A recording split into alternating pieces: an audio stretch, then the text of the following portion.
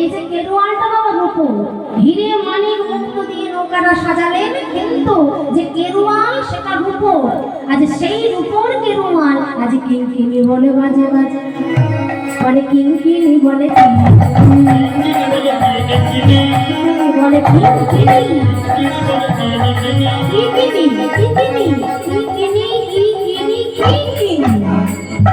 কি কিনবো রাই কিনি না সামনে কিঙ্কিনি বলে কিঙ্কিনি না সামনে কিঙ্কিনি বলে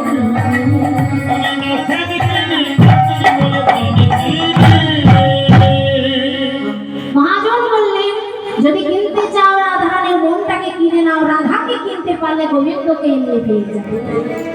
তাই আজ সুন্দর করে নিজে সেজে নৌকাটিকে সাজিয়ে যোগমায়া বললেন, তাহলে তুমি এখানে থাকো, আমি যাই রাধাকে আনার জন্য। যোগমায়া বৃদ্ধার বেশ ধারণ করলেন, যাকে সবাই মিলে বৃন্দাবনে যাবকে বড়াই বলে ডাকে বাবা, বড়াই। সেই বড়াইয়ের রূপ ধরে আজ তিনি চলেছে বৃন্দাবনের অভিমুখে।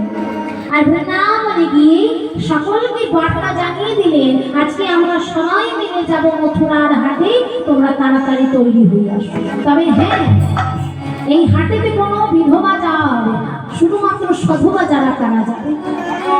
এবার বৃন্দাবন থেকে এবার যাবতে যাচ্ছি বাবা যোগমায়া রাধিরা। আর এদিকে গোবিন্দ নৌকা নিয়ে আছে কোথায়? নৌকা নিয়ে আছে দেখো কোথায়, তখন তনয়ানি রে তরণী লইয়া ফেরে। হরিবল।